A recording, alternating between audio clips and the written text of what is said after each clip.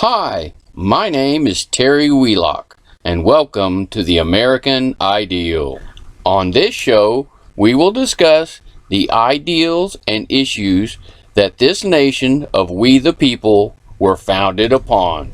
This nation is the greatest nation because it was founded upon the ideal of freedom and individual rights. So come with us on this journey down this road to a more perfect union, one in which there can be actual liberty and justice for all. On today's show, we will discuss the right to travel and its importance to the American ideal. The ideal that a person is free to move around in this world to pursue their happiness is as innate as freedom itself.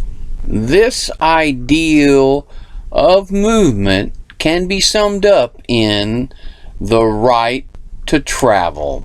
This right to travel can be as varied as the mode you choose to travel. As with any other right, this right may be reasonably regulated so as to ensure that you do not damage other persons or property in the free exercise thereof. Now, we must understand that we do not confuse a personal right with a public privilege.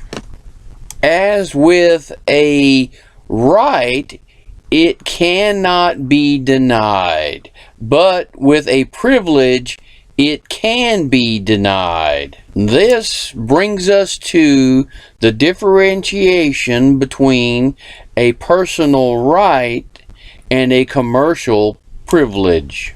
As with any personal right, you do not have to have a license to exercise that right. And with a commercial privilege, licenses can be required for liability. Our right to travel cannot be infringed, but may be reasonably regulated so as to preclude damage to other persons and property.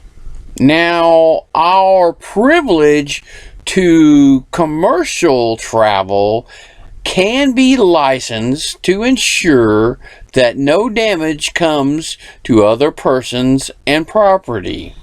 No matter the mode you choose to travel, whether it be by car, by plane, by train, by boat, by foot, there can be no licensing for that personal travel.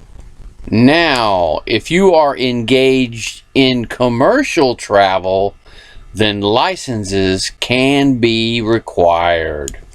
In this way, we can ensure that the two-tier test of truth is met so that we, the people, can exercise our rights as opposed to our privileges. And as such, personal travel is a right.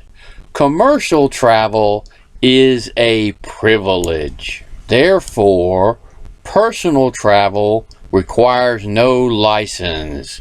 Commercial travel requires a license, thus ensuring that the two-tier test of truth is met. That any law, any guideline, any procedure, any regulation, any licensing must, number one, be needed and necessary, and number two, it must infringe the least amount possible. These guidelines can be applied to and should be applied to any personal right or any commercial privilege, so as to ensure that there is no damage to other persons and property. The ideal of freedom of travel, the right to travel, can ensure that we the people, the United States of America, can achieve liberty and justice for all. Thanks for watching The American Ideal.